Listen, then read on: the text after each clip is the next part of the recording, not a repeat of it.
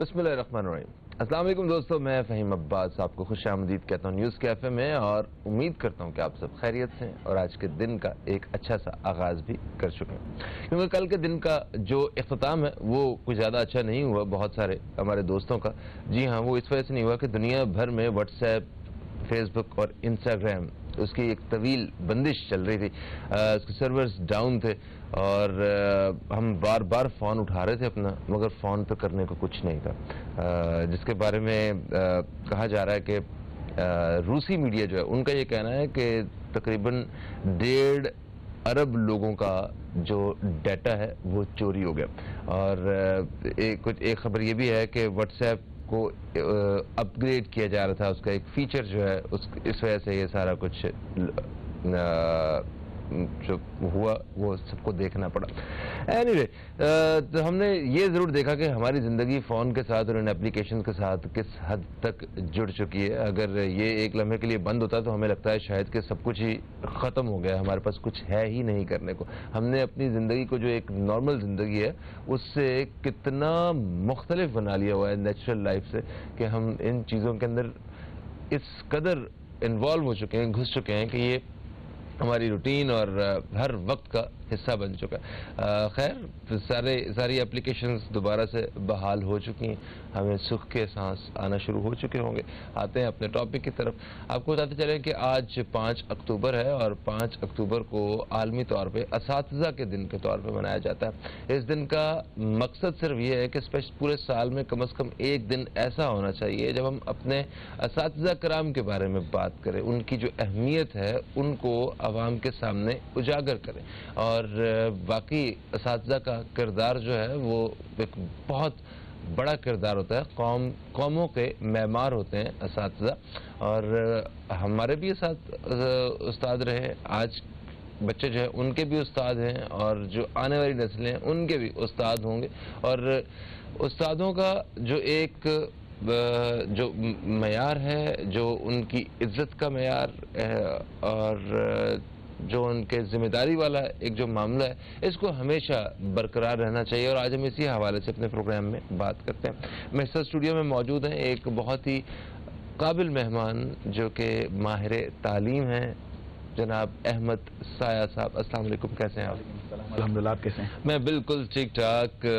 तो आप एक उस्ताद आज अपने स्टूडेंट से दूर हैं, तो कैसे मुमकिन हो गया ये सुबह सुबह?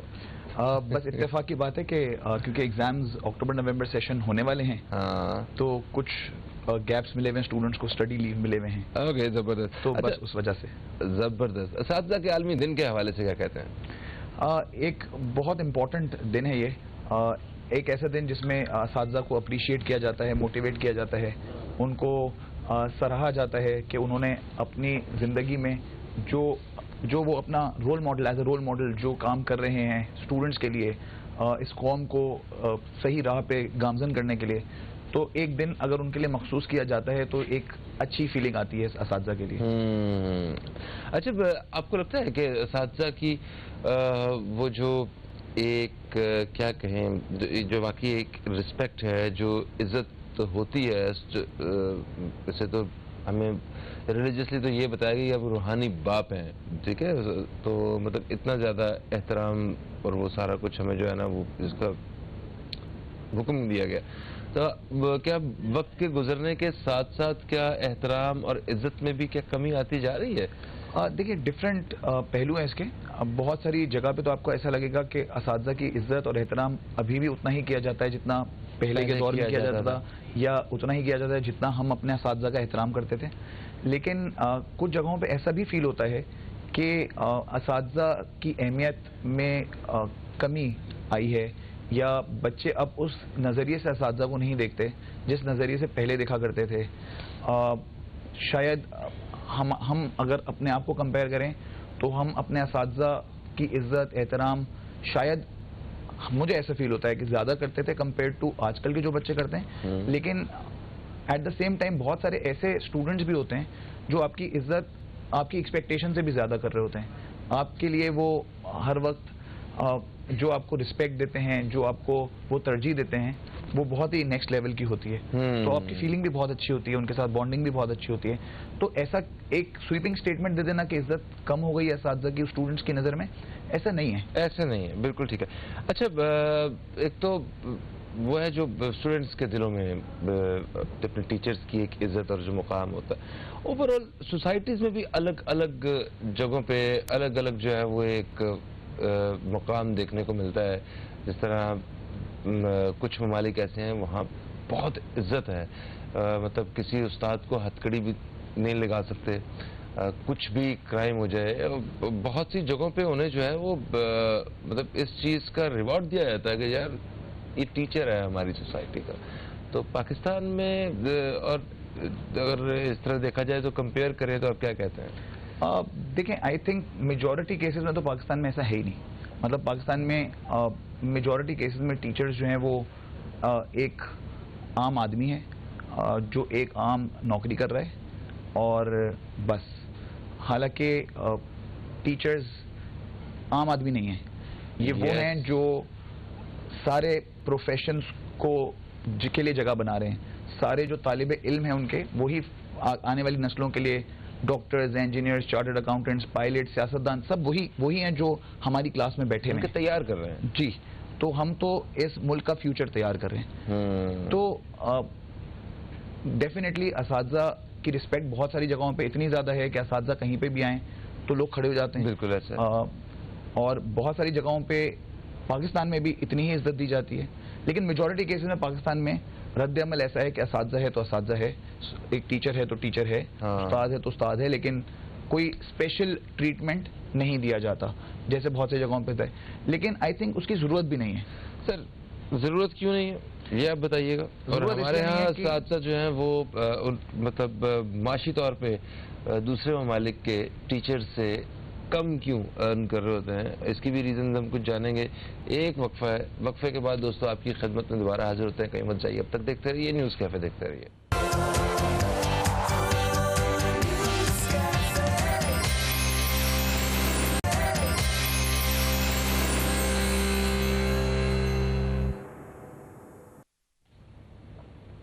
ایک وقفے کے بعد آپ کو پھر سے خوش آمدید. آپ دیکھ رہے ہیں نیوز کیفے, میں ہوں فہیم عباس, اور آج ہم اساتذہ کے عالمی دن کے حوالے سے ایک بہت ہی اچھے استاد کے ساتھ بات کر رہے ہیں آج کے موضوع سے متعلق.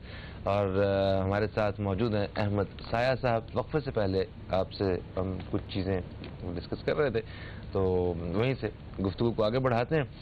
اچھا, تو کوئی مطلب ہمارے ہاں ایک یہ تصور ہے, ایک عام سا ایک تاثر پایا جاتا ہے کہ اگر کوئی بہت اچھی تعلیم حاصل کر رہا ہے اور اس کو اس جگہ پہ آگے جاب نہیں ملی یا کوئی وہ وہاں ایڈجسٹ نہیں ہو سکا, تو آخری اس کے پاس جو آپشن ہے وہ استاد بننے کی ہی ہے. تو استاد تو وہ کہیں بن ہی جائے گا. تو اس تاثر کو آپ کیا سمجھتے ہیں کہ کیا ایسا ہی ہے یا یہ ہے ایک غلط تاثر؟ دیکھیں, مسئلہ یہ ہے کہ ٹیچرز دو طرح کے ہوتے ہیں. ایک وہ جو پیشنیٹلی, مطلب ٹیچرز بائی چوائس ہوتے ہیں. اچھا, ٹھیک ہے. اور ایک کیٹیگری وہ ہوتی ہے جو ٹیچرز بائی چانس ہوتی ہے. ٹیچرز بائی چوائس ہوتے ہیں جن کو بننا ہی ٹیچر ہوتا ہے, اور ٹیچرز بائی چانس ہوتے ہیں جو کہیں پہ سیٹ نہیں ہو پاتے اور کوئی اور نوکری نہیں کر پاتے لیکن پڑھے لکھے ہوتے ہیں, وہ ایونچولی ٹیچر بن جاتے ہیں کیونکہ اور کچھ نہ کر سکو تو پڑھا تو لو. لیکن دونوں ٹیچرز کی کوالٹیز میں فرق ہوتا ہے. جو ٹیچرز بائی چوائس ہوتے ہیں وہ سمجھتے ہیں اس کو اپنی ذمہ داری, اور ان کا مقصد ہوتا ہے اس ملک کو آگے بڑھانا, اس ملک کے نوجوان نسلوں کو سنوارنا. جو ٹیچرز بائی چانس ہوتے ہیں وہ انفارچونیٹلی ان کی ذمہ داری, اس بات کو ذمہ داری نہیں سمجھتے, وہ اس کو ایز اے جاب سمجھتے ہیں. اور دونوں ٹیچرز کی کلاس میں بیٹھ کے ہی اسٹوڈنٹ کو فرق پتہ چل سکتا ہے کون ٹیچرز بائی چوائس ہیں اور کون ٹیچرز بائی چانس ہیں. ایک اندازے کے مطابق اگر آپ بتائیں تو ٹیچرز بائی چوائس جو ہیں وہ کتنے پرسنٹ ہیں, اور ٹیچرز بائی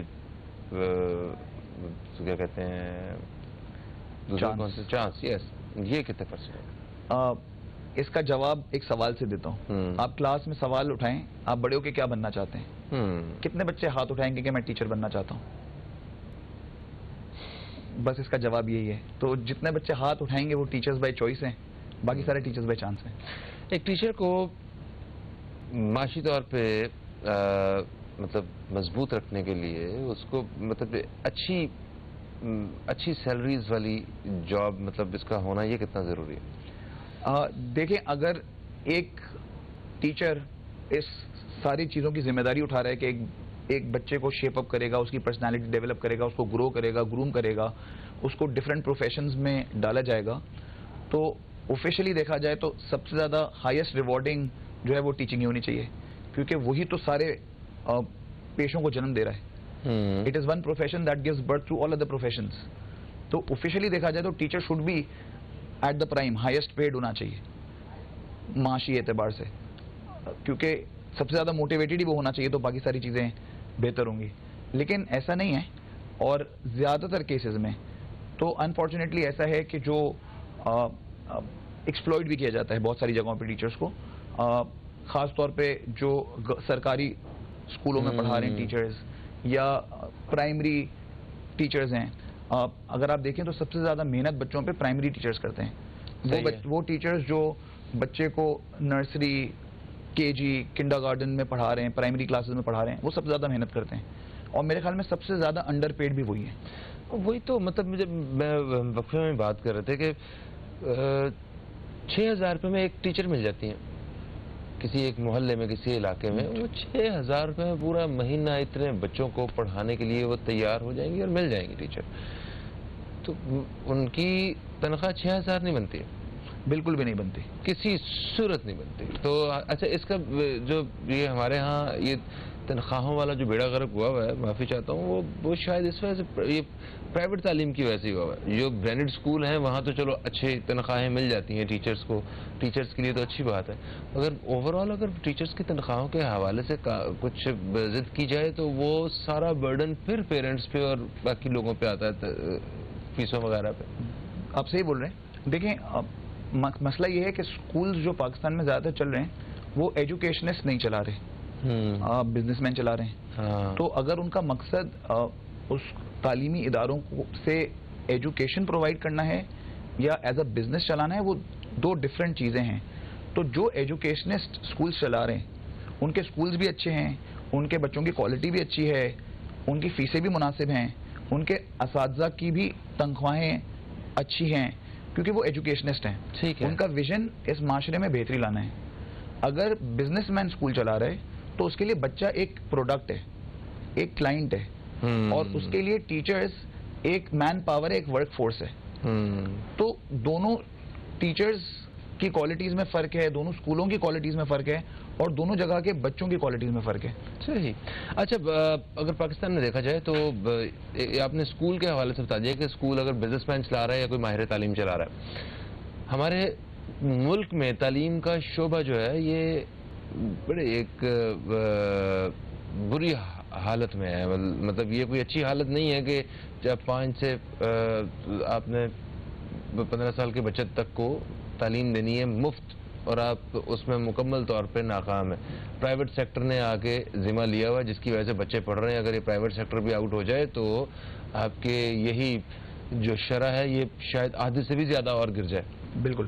اچھا، تو ملک میں جو تعلیم کے شعبے کے لیے جانے والے فیصلے ہیں ان کو تو ماہر تعلیم ہی دیکھ رہے ہیں، یہ یہاں بھی سیاستدان اور بزنس مین کا حضرات ہی فیصلے لیتے ہیں؟ میرے خیال میں یہ دیکھنا پڑے گا کہ جتنے لوگ ایجوکیشن سیکٹر میں ہیں اس میں سے کتنے لوگ ایکچولی ایجوکیشنسٹ ہیں.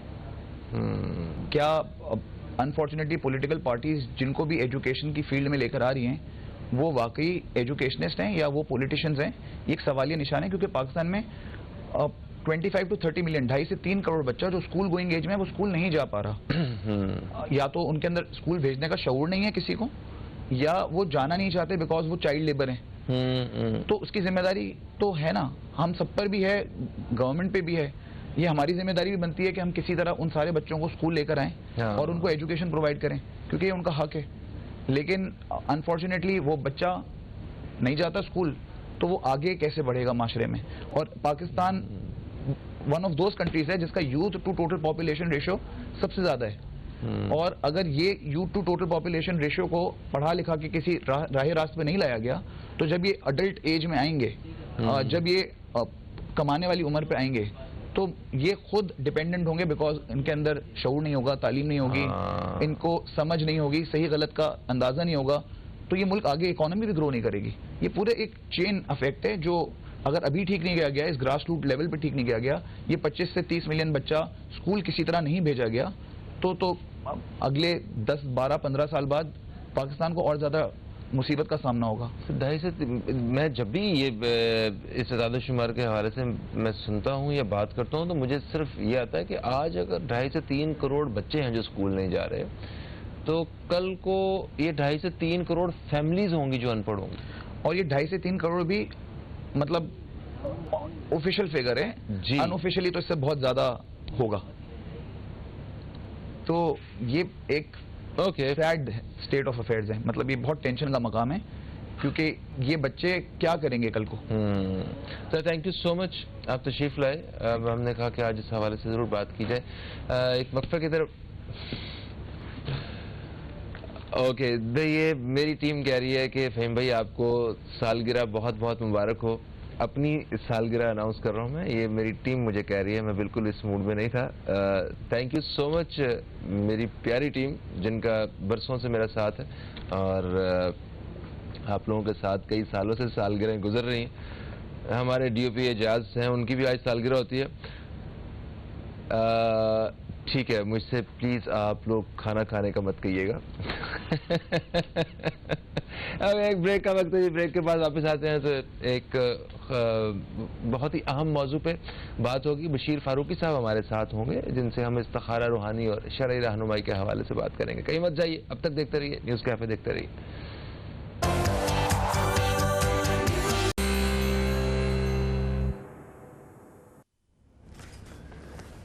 ایک وقفے کے بعد آپ کو پھر سے خوش آمدید. آپ دیکھ رہے ہیں نیوز کیفے, میں ہوں فہیم عباس اور پروگرام کے دوسرے حصے میں داخل ہو چکے ہیں. اور آج ہمارے ساتھ مطلب سرپرائزنگلی ہمارے ساتھ آج ایک بہت ہی خاص مہمان موجود ہیں. ہمارے ساتھ ہیں جناب بشیر فاروقی صاحب جو سیلانی ویلفیئر انٹرنیشنل ٹرسٹ کے چیئرمین ہیں, اور اس کے ساتھ ساتھ ملک کے ایک بڑے پسند کیے جانے والے قابل اسلامک اسکالر بھی ہیں. آپ کو خوش آمدید. السلام علیکم, کیسے ہیں آپ؟ وعلیکم السلام ورحمۃ اللہ وبرکاتہ. الحمدللہ رب العالمین علی کل حال. کل کا دن جو ہے وہ ہماری عوام کے لیے بڑا تکلیف دہ گزرا, کیونکہ شام کو واٹس ایپ, فیس بک, انسٹاگرام اور یہ ساری اپلیکیشنز ڈاؤن ہو گئے. اور خیر یہ تو کل کی بات رہی, مگر آج کی ایک خبر نے صبح صبح اخبار پڑھتے ہوئے ایک بڑا سکون پہنچا مجھے. I'm sorry مجھے یہ ورڈز یوز کرنے چاہیے کہ نہیں, بٹ ایسا ہی ہے. سویڈن میں گستاخانہ خاکے بنانے والا ملعون 2 محافظوں سمیت جل مرا. تو اس خبر کے بارے میں کیا کہیں گے آپ؟ بسم اللہ الرحمن الرحیم. اللہ تعالیٰ کی بارگاہ میں اللہ کے پیارے رسول صلی اللہ علیہ وسلم سے بڑھ کر کسی کا کوئی مرتبہ نہیں. بے شک بے شک. اور سارے نبی اپنی جگہ بڑے مرتبہ ہیں. پیارے آقا صلی اللہ علیہ وسلم کے جسم پر اللہ تعالیٰ نے مکھی کو بیٹھنے نہیں دیا, سرکار کریم کے سائے کو زمین پہ نہیں آنے دیا. بے شک. تو یہ اللہ تعالیٰ کی مشیت ہے کہ گستاخ جو ہے وہ گستاخی کرنے کے بعد بھی کچھ دن چل جاتا ہے, لیکن انجام انتہائی بھیانک ہوتا ہے. پاکستان کی تاریخ بھی موجود ہے, اس میں کتنے ایسے غازیان ہیں.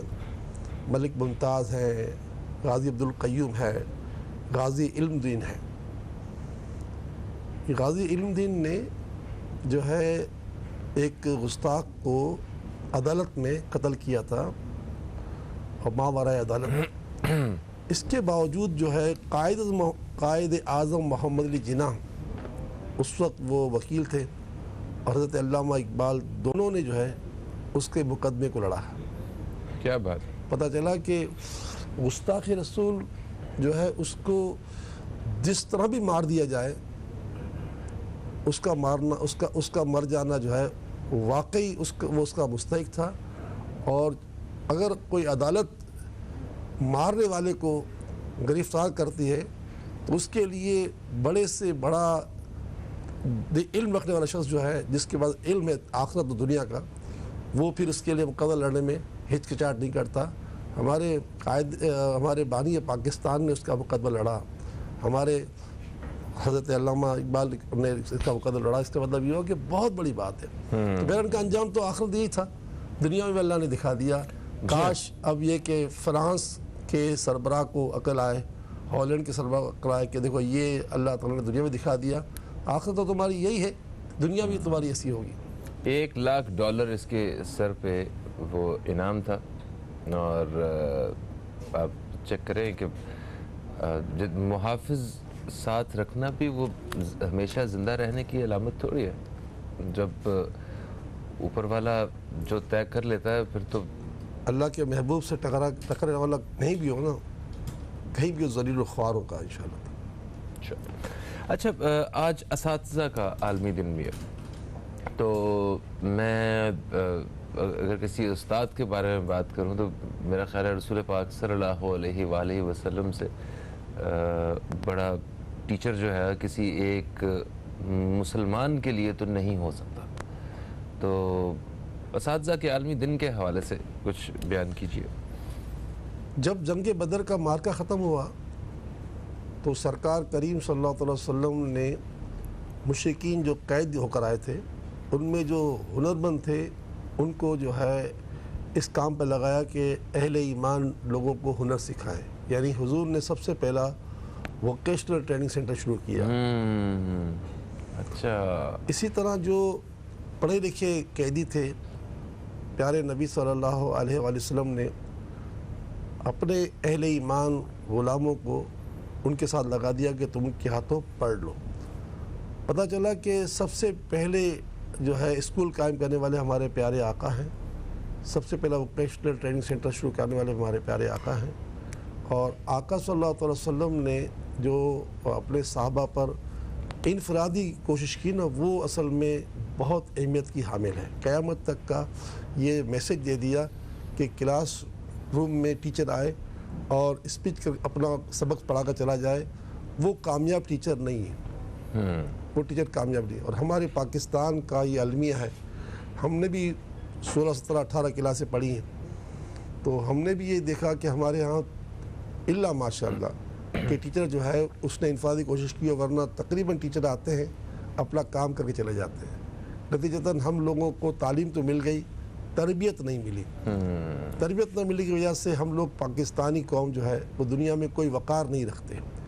کاش ہمارا ٹیچر آج عالمی دن کے وقت سوچ لے کہ اسے انفرادی تربیت حاصل انفرادی کوشش کرنی ہے. سب سے پہلی ذمہ داری تو یہ کہ ٹیچر جو سمبل ہوتا ہے, اگر بات کرتے وہ ناک میں ہاتھ ڈالے گا یا کان میں ہاتھ ڈالے گا نا تو بچہ اس کی نقل کرتے شرمائے گا نہیں. ٹیچر گفتگو کے دوران ایسے بازاری الفاظ استعمال کرے گا نا تو بچہ بھی بازاری الفاظ استعمال کرے گا. ٹیچر جو ہے, کیونکہ اللہ تعالیٰ نے ٹیچر کو باپ فرمایا ہے, حدیث پاک روحانی باپ ہے نا, 3 باپ فرمایا, تمہارے 3, یہ رسول پاک فرمایا تمہارے 3 باپ ہیں, ایک تمہارا باپ, ایک تمہارا سسر اور ایک تمہارا استاد. تو ٹیچر جو ہے وہ ایک بہت بڑی ذمہ داری ہے. ہمارا یہ المیہ کیونکہ ہم نے اپنی زندگی گزار لی, ہم نے 16, 17, 18 کلاسیں پڑھ لی, تو ہم نے دیکھ لیا کہ ہمارا سب سے بڑا المیہ ٹیچروں کا یہ ہے کہ ان کی اپنی ذاتی تربیت نہیں ہے. اور آپ دیکھیں کہ بدقسمتی سے جس کے پاس پیسہ ہے وہ اپنے بچوں کو بیرون ملک پڑھوانے کے لیے بھیجتا ہے. جی, کیا تعلیم یہاں نہیں ہے؟ تعلیم یہاں ہے یا نہیں اس پر کلام کرنا بیکار کی بات ہے. مقصد کہنے کا ہے کہ جو اگر بچہ وہاں سے پڑھ کر آیا چلو وہ یہاں پڑھانا شروع کر دے, تو کیا وہی تعلیم لے کر آئے گا نا. مگر مقصد کہنے کا یہ ہے کہ وہ جو تربیت کا تصور ہے کہ کوئی بچہ راستے میں تھوکتا نہیں ہے, اگر وہ ٹافی بھی لیتا ہے, ٹافی استعمال کرتا ہے تو اس کا ریپر پھینکتا نہیں ہے, ٹیشو کو پھینکتا نہیں ہے, وہ مطلب یعنی کہ واش روم میں جا کر واش روم پر گندا نہیں کرتا واش روم کو, سمجھے, اپنی پین سے تو یہ ساری چیزیں جو ہے نا تربیت سے تعلق رکھتی ہے. تو استاد کو چاہیے کہ روزانہ سبق پڑھانے سے پہلے کم از کم اجتماعی تربیت کرے کہ دیکھیں ہم مسلمان ہیں, ہم پاکستانی ہیں, آپ آج تو بچے ہو, کل آپ جو ہے مستقبل کے روشن ممبر بنو گے, تو خدا را پاکستان کی عزت رکھنا, اسلام کی عزت رکھنا, مسلمان کی عزت رکھنا, بس یہ اگر تربیت پہ آ جائے تو کام بن جائے گا. ہم نے یہی دیکھا ہے کہ پیارے آقا نے فردن فردن تربیت کی ہے، فردن فردن ایک ایک صحابی کو بلا بلا کر اپنے گھر میں بٹھایا ہے اور تربیت کی. تربیت کے بعد کوئی ابو بکر بن گیا، کوئی فاروق اعظم بن گیا، کوئی عثمان گن بن گیا، کوئی مولا علی مشکل کشا بن گئے. تو بس یہ کہ یہ استادوں کے لیے پیغام ہے کہ وہ تربیت کریں، تعلیم تو دیں مگر تعلیم سے بڑھ کر تربیت ہوتی ہے. بالکل صحیح کہا. اور یہ استادوں کے ساتھ ساتھ جو ہے وہ والدین کی بھی بہت بڑی ذمہ داری ہے، کیونکہ ہم لوگ نا ساری ذمہ داری اساتذہ کرام پہ بھی چھوڑ دیتے ہیں. ہمارا اپنا بھی کوئی رول ہوتا ہے پیرنٹس کا بھی، ہمیں وہ بھی پورا کرنا چاہیے. ایک وقفہ ہے، ایک وقفے کے بعد واپس آتے ہیں تو آپ دوستوں کے سوالات جو ہیں وہ ہم پروگرام میں شامل کریں گے. کہیں مت جائیے، اب تک دیکھتے رہیے نیوز کیفے، دیکھتے رہیے.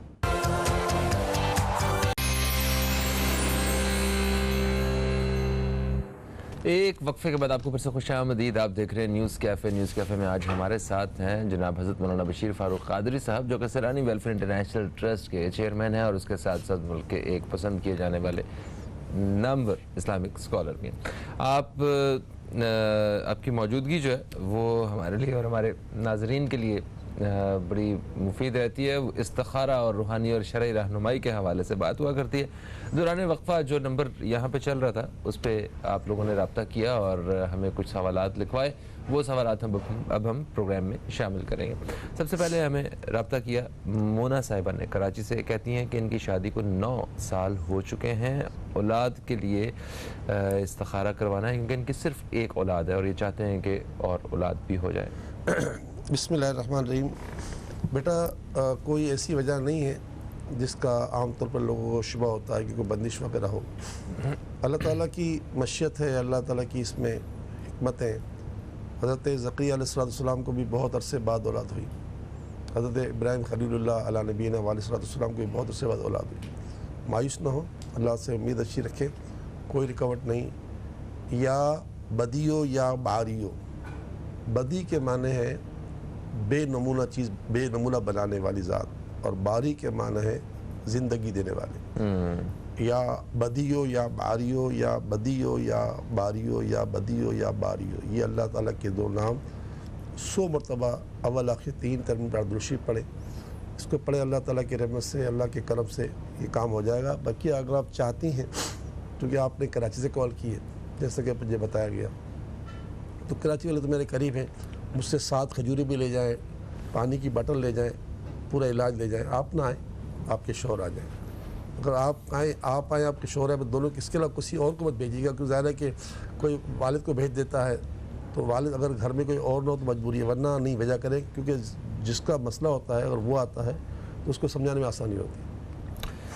ہمیں ناصر صاحب کی کال آئی کراچی سے. انہوں نے کہا کہ کاروبار میں برکت کے لیے ایک تو استخارہ کر دیں اور پھر وظیفہ بتا دیں کوئی. دیکھیں، وقت صبح جو ہے یہ رزق تقسیم ہونے کا وقت ہے. اسی لیے پیارے آقا کا فرمان ہے صلی اللہ تعالیٰ علیہ وآلہ وسلم، صبح کا سونا رزق کو روک دیتا ہے. اگر خدا نہ خواستہ کوئی شخص فجر کی نماز نہ پڑھے، بقیہ 4 نمازیں پڑھے، تو وہ بے نمازی کہلائے گا اور بہت بڑا جرم کہلائے گا.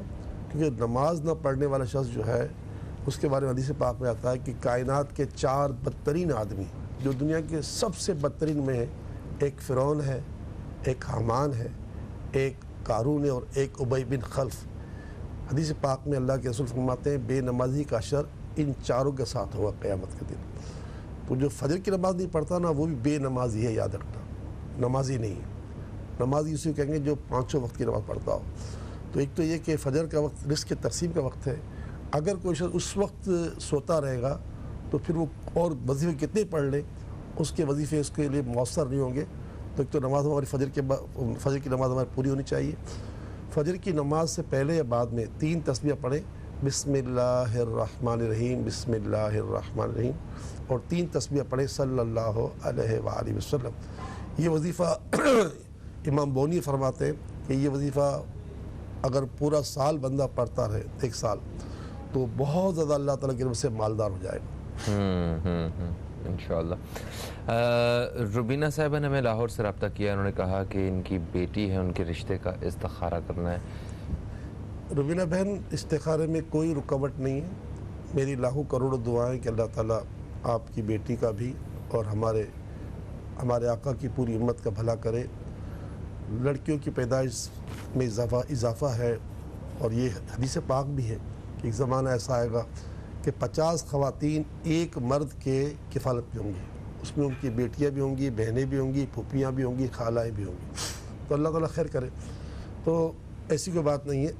دونوں ماں بیٹیاں 313 مرتبہ نماز کے بعد ثواب کی نیت سے یا کریم و یا اللہ, یا کریم و یا اللہ, اس کے معنی اے معبود تو کرم کرنے والا ہے, ہم پر کرم کر دے, ثواب کی نیت سے پڑھیں, ثواب بھی ملے گا اور انشاءاللہ مسئلہ بھی حل ہو جائے گا. رشتے کا پورا نصاب چاہیے تو مجھے سیلانی ویلفیئر بہادر آباد کراچی کے پتے میں خط لکھ دے, میں انشاءاللہ علاج بھجوا دوں گا. اللہ چاہے گا تو بڑا کرم ہوگا, کوئی رکاوٹ نہیں ہے. بالکل ٹھیک ہے. اچھا, بورے والا سے ہمیں رضیہ صاحبہ نے کال کی. انہوں نے کہا کہ ان کی طبیعت خراب رہتی ہے, روحانی علاج اور وظیفہ بتا دیں. دیکھیں, روحانی علاج تو ہر مرض میں کرنا چاہیے. نزلے زکام کے لیے بھی روحانی علاج ہے, سمجھے, روحانی علاج تو کرنا چاہیے. بس روحانی علاج پر یقین ہونا ضروری ہے, کیونکہ جب سرکار دو جہاں صلی اللہ علیہ وسلم نے صحابی کو علاج دیا روحانی, تو ساتھ ساتھ سرکار تو روحانی علاج دیتے تھے اور وہ بھی دیتے تھے, کیا کہتے ہیں, جسمانی علاج بھی, ہر طرح کا علاج دیتے تھے. وہ تو کائنات کے سب سے بڑے طبیب ہیں. انہوں نے مولا علی مشکل کشا شیر خدا, آپ جب گھر پہ تشریف لے گئے سیدہ کائنات کے, تو اس وقت مولا علی علیم تھے. تو جب کھجوریں پیش کی گئی پیارے آقا کو, تو حضرت علی کا بھی جی چاہا کہ وہ بھی کھجوریں لیں. رک جاؤ تمہارے لیے نہیں. پتہ چلا کہ سرکار علاج بھی دیتے تھے, پرہیز بھی کرواتے تھے, پرہیز کرنا سنت ہے. تو بہن کوئی مسئلہ نہیں ہے, کوئی رکاوٹ نہیں ہے. شفا کے لیے بہترین وظیفہ ہے سورہ فاتحہ. ہمارے آقا فرماتے ہیں قرآن بہترین دوا ہے اور سورہ فاتحہ تمام بیماریوں کی شفا ہے. آپ 3 سورہ فاتحہ پڑھیں, 2-3 گھٹ پانی پر ہی دم کریں اور پی جائیں انشاءاللہ. ویسے پانی پر پھونک مارنا مکروہ ہے. ہاں, تو دم کرتے وقت جو وہی پھونکے نا, لیکن وہ قرآن اور اللہ کے نام ہے تو اس میں وہ شفا ہو جاتا ہے. ہاں, اس میں شفا ہے. بالکل صحیح بات. ایک وقفہ ہے دوستوں, وقفے کے بعد آپ کی خدمت میں ہم دوبارہ حاضر ہوتے ہیں. کچھ سوالات ہمارے پاس ابھی موجود ہیں جو ہم نے پچھلے وقفے میں لکھے تھے, ان کو بھی شامل کریں گے اور اس وقفے میں بھی ہم آپ کے سوالات شامل کریں گے. کہیں مت جائیے, نیوز کیفے دیکھتے رہیے, اب تک دیکھتے رہیے.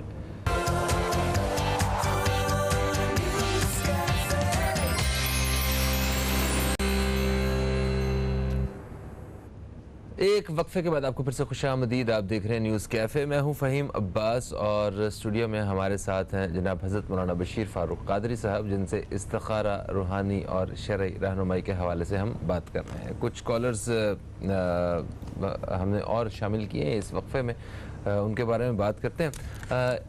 میں عمر بھائی کے بارے میں مجھے یاد آیا ہمیں بات کرنی چاہیے, کیونکہ ہم نے کل اپنے شو میں ان کا ذکر بھی کیا اور میں ان کے ساتھ ایک ٹرانسمیشن بھی ہوسٹ کر چکا ہوں, تو میرا بھی ایک ان کے ساتھ ایک تعلق تھا. آپ کا وہ ویسے بڑے ایک سوشل ورک میں بھی بڑھ چڑھ کے حصہ لیتے رہے ہیں اور ویسے بھی بڑے ایک صوفی قسم کے آدمی تھے, تو آپ کیا کہنا چاہیں گے ان کے بارے میں؟ میرا تعلق عمر صاحب سے جو ہے وہ 10 سال ہو گئے ہوں گے تقریباً ہوا ہے. ان کی جو شہزادی جو تھی وہ بیمار تھی نا, اس لیے انہوں نے مجھ سے رابطہ کیا تھا روحانی علاج کے لیے. سلسلہ ان کا بھی قادری ہے, میرا بھی سلسلہ قادری ہے, سمجھے. تو اس لیے ان سے ایک رغبت بن گئی. پھر وہ ہمارا تقریباً 7-8 سال پہلے ہمارا کنونشن ہوا تو اس میں بھی تشریف لائے تھے. تو یہ اس طرح ہمارا سلسلہ رہا. پھر آپ نے کہا کہ ان کا تعلق جو ہے رفائی کاموں سے بھی تھا. بالکل انہوں نے اپنی امی کے نام پہ ایک اسپتال بنایا تھا. اب جب بیمار ہو گئے تو ان کے گھر والوں نے مطلب یعنی کہ کسی طرح بھی اطلاع پہنچی ہوگی تو میں ان کے پاس گیا نا, میں اندر اسپتال میں گیا. پھر میرے ساتھ انہوں نے دعا بھی کی. ان کی اہلیہ بھی پردے میں تھی اور سب بچے بھی تھے. تو میرا اللہ تعالیٰ کو منظور تھا کہ ان کا دنیا میں اتنا ہی رہنا تھا, اللہ ان کی مغفرت فرمائے. آمین. پھر میں انتقال کے دوسرے دن جب صبح گیا تو بیٹے نے اپنی امی سے بھی بات کی, تو پھر کہا کہ آپ ہی جنازہ پڑھائیں, سمجھے. تو پھر کل جو ہے ان کے بیٹے کی پریس کانفرنس آ گئی کہ بھئی جنازہ, میرے نام لے کر کہا کہ آپ پڑھائیں گے. پھر جنگ اخبار نے بھی اسی وقت چلا دی خبر جو ہر گھنٹے آتی ہے. تو میرا نہیں کہ اب جنازہ پڑھنا ایک بہت بڑی نیکی ہے. تو امید ہے کہ انشاءاللہ کل 3 بجے جنازہ ہوگا تو ہم اس میں شرکت کریں گے. مجھے کہا گیا کہ تدفین آپ کرنا. تو اصل میں جو عبداللہ شاہ غازی رحمۃ اللہ تعالیٰ علیہ نا یہ ہے ہمارے امام عالی مقام امام حسن کے پر پوتے, اور دنیا جانتی ہے کہ 1300 سال سے یہ کراچی کو بچائے ہوئے اللہ کے عطا سے. اس مرتبہ بھی جو طوفان آیا اس کی اسپیڈ تھی 165 کلومیٹر کے حساب سے تھا, 70 کلومیٹر پر آور کے حساب سے جو ہے نا بہت تیز ہوا. جو جہاں یہ گیا ہے نا وہاں اس نے جو تباہی مچائی وہ قیامت تھی. تو ہم کو ماننا پڑے گا کہ اللہ کی عطا سے اللہ کے اولیاء جو ہے وہ اتنا بڑا کام کرتے ہیں کہ انسان کی عقلیں دنگ رہ جاتی ہے. تو ان کی خوش قسمت یہ کہ ان کی تدفین جو ہے اللہ کے ولی کے دربار کے ساتھ ہو رہی ہے. تو یہ یقیناً بڑی قسمت کی بات ہے. لوگ چاہتے ہیں کہ ہمارا جو ہے یہ سلسلہ ایسا ہو, ہر ایک کی نصیب میں نہیں ہوتا. تو میں کہوں گا کہ یہ حضور غوث اعظم شیخ عبد القادر جیلانی کی محبت کی وجہ سے عمر شریف کو جو ہے یہاں جگہ مل رہی ہے. سبحان اللہ. اوکے, وقت ہمارے پاس بہت زیادہ نہیں ہے, سوالات جو ہیں وہ شامل کرتے ہیں. ہم نے رضیہ صاحبہ نے بورے والا سے کال کی تھی, ان کا بتا دیتا ہم نے جو خراب رہتی ہے روحانی علاج اور وظیفہ بتا دیں. اچھا, عائشہ صاحبہ نے ہمیں حیدرآباد سے کال کیا, انہوں نے کہا کہ بیمار رہتی ہیں, ہیپاٹائٹس سی تشخیص ہوا ہے ان میں, اور کچھ پڑھنے کے لیے بتا دیں اور بتائیں کوئی خطرہ تو نہیں ہے. نہیں, خطرے کی تو کوئی بات نہیں ہے, آپ بالکل مطمئن رہیں. اور جیسا کہ ابھی میں نے آپ سے پہلے کال میں بتایا تھا تو وہ وظیفہ ہے, اس کو 7 مرتبہ سورہ فاتحہ کو پڑھ کے. یہ میرے پیارے آقا کے صحابہ جب ایک جگہ پہنچے تو ایک ایسا مریض ان کے سامنے لایا گیا کہ جس کا کوئی دنیا میں علاج نہیں تھا. تو الحمدللہ انہوں نے سورہ فاتحہ 7 مرتبہ پڑھی, اور پڑھنے کے بعد جو مریض پر دم کیا, پانی پر دم کیا ہوگا, دعا مانگی ہوگی, تو بہرحال وہ مریض کھڑا ہو گیا. تو آپ بالکل ایک بات تو یہ ذہن میں رکھ لیں کہ آپ کوئی خطرے میں نہیں ہیں الحمدللہ. بالکل ٹھیک. اور سورہ فاتحہ 7 مرتبہ پڑھیں, اللہ تعالیٰ کی رحمت سے پڑھ کے دم کرے. اور آپ حیدرآباد سے کال تھے نہیں؟ جی جی ہاں. تو حیدرآباد میں تو ماشاءاللہ ہماری کئی برانچ ہیں, ہمارا جو وہاں بھی ڈائریکٹ وہاں جا کر بھی علاج لے سکتے ہیں ہمارے برانچوں سے. اچھا, پھر ہمیں کراچی سے صدف صاحبہ نے رابطہ کیا, انہوں نے کہا کہ ان کے شوہر ہیں عمران حیدر, ان کی طبیعت مسلسل خراب رہتی ہے, ان کو کیا سجیسٹ کریں؟ نہیں دیکھیں, ان کو بھی جو ہے نا عملیات وغیرہ کچھ نہیں ہے. ہمارا جو اس مہینے کا نصاب ہے یہ حضرت علی رضی اللہ تعالیٰ عنہ کو سرکار نے عطا فرمایا تھا. تو میں چاہوں گا کہ ڈائریکٹر صاحب ہمارے اس کو اسکیم میں دکھا دیں. اور وہ نصاب یہ ہے کہ ہر نماز کے بعد 100 مرتبہ پڑھیں بسم اللہ الرحمن الرحیم لا حول ولا قوت الا باللہ. پورے دن میں 5 تصویر پڑھیں صلی اللہ علیہ وآلہ وسلم کی, اور پورے مہینے میں 3 روزے رکھیں, انشاءاللہ بڑی برکت برسے ہوگی انشاءاللہ. ناصرہ صاحبہ نے لاہور سے رابطہ کیا, انہوں نے کہا کہ ان کے دونوں بیٹے ملک سے باہر ہیں, ان کی شادی کے لیے پوچھنا چاہتی ہیں. بہت اچھی بات ہے, اللہ تعالیٰ ان کو رزق بھی دے. اور ملک سے باہر جو بچے ہوتے ہیں ان کے رشتے بڑے جلدی ہو جاتے ہیں. جلدی ہو جاتے ہیں. 33 مرتبہ ہر نماز کے بعد پڑھیں گی آپ سبحان اللہ والحمد للہ ولا الہ الا اللہ واللہ اکبر ولا حول ولا قوت الا باللہ العلی العظیم. تیسرا کلمہ پڑھیں گی, انشاءاللہ اس کی برکت سے اللہ نے چاہا تو ثواب بھی ملے گا اور کام بھی ہوگا انشاءاللہ. پھر روبی صاحب نے ہمیں کراچی سے رابطہ کیا, انہوں نے کہا کہ ان کی بیٹی کا رشتہ ہے, رشتے کے بارے میں استخارہ کرتے ہیں, شوہر کے کاروبار میں بھی مالی پریشانیاں ہیں. کوئی وجہ تو نہیں ہے, آپ رشتے کے لیے بھی اور شوہر کی روزی کے لیے بھی شوہر کو میرا بھیج دیں تاکہ وہ اپنی بیٹی کے لیے رشتے کے لیے بھی مجھ سے لے جائیں, اور ساتھ ساتھ جو ہے ان کے روزی کے بھی لے جائیں. سدرہ صاحبہ نے ہمیں کراچی سے رابطہ کیا, وہ کہتی ہیں کہ ان کی والدہ کی کمر کی 3 نسیں بند ہیں. جی جی, دیکھیں اس میں کوئی شک نہیں ہے کہ یہ آپ اس پر کوئی نہ کوئی علاج تو کر رہی ہوں گی, مگر ہمارا علاج بھی ہے, وہ ہے یا عظیمو یا حیو, یا عظیمو یا حیو, یا عظیمو یا حیو 111 مرتبہ. کسی بھی آپ کوئی بھی آپ کریم وغیرہ لگاتی ہیں, کوئی جیل لگاتی ہیں تو اس پہ دم کریں. بلکہ ہم سے آپ آئل منگوا لیں, ہم دم کیا ہوا آئل جو ہے دیتے ہیں, قصیہ بودر شریف کا دم کیا تھا, وہ والدہ کی جہاں درد ہے وہاں استعمال کرائیں, انشاءاللہ بڑا کرم ہوگا. بقیہ 111 مرتبہ جو ہے یا عظیمو یا حیو کا مل کر کے ان کو فائدہ پہنچے. تحسین صاحب نے ہمیں کال کی اسلام آباد سے, ان کو شک ہے کہ ان پہ کسی نے جادو کروایا. کچھ بھی نہیں ہے, کچھ نہیں ہے. یہ شکوں کی دنیا سے باہر نکل جائیں, ایسا کچھ نہیں ہوتا. جادو کرنا اتنا آسان نہیں ہوتا, جادوگروں پر بڑا پیسہ خرچ کرنا پڑتا ہے. تو آپ پر جادو نہیں ہو رہا ہوگا. ہمیشہ جادو کس طرح ہوتا ہے یہ سن لیجئے, کلو ذی نعمت محسود, جس کو اللہ بہت بڑی نعمتوں سے مالا مال کرتا ہے نا, اس پہ جادو ہوتا ہے. ہاری پیریڈ. بالکل ٹھیک. لیکن جی پروگرام کا وقت اپنے اختتام کی طرف آ گیا ہے اور آپ سے درخواست ہے کہ دعا کے ساتھ ہمیں رخصت کریں. دوستو انشاءاللہ آپ سے پھر ملاقات ہوگی. تب تک کے لیے فہیم عباس کو اور نیوز کیفے کی ٹیم کو دیں اجازت. خدا حافظ. پاکستان زندہ باد. بسم اللہ الرحمن الرحیم. الحمدللہ رب العالمین والصلاة والسلام علی سید الانبیاء والمرسلین. جزا اللہ عنا سیدنا مولانا محمد صلی اللہ تعالی علیہ وآلہ وسلم ما هو اہل. یا ارحم الراحمین یا ارحم الراحمین یا ارحم الراحمین. بطفیل رحمت للعالمین بطفیل امت رحمت للعالمین صلی اللہ تعالی علیہ وسلم. انبیاء صدیقین شہداء صالحین اسماء اسم اعظم. باری تعالیٰ ہمارے ماں باپ کی ساری امت کی بخشش فرما. آمین. سارے غم مصیبتیں بلائیں آفتیں ہم سے دور فرما. ہمارے حالات کی اصلاح فرما. ہمارے باہمی تعلقات اچھے کر دے. ہمارے در الفضل و محبت پیدا فرما. آمین. بیماروں کی بیماری دور کر. تنگ دستوں کی تنگ دستی دور کر. بے روزگاروں کی بے روزگاری دور کر. رشتوں کی پریشانی دور کر. اولاد کی پریشانی دور کر. آمین آمین آمین آمین یا رب العالمین. لا الہ الا اللہ محمد رسول اللہ صلی اللہ تعالی علیہ وآلہ وسلم.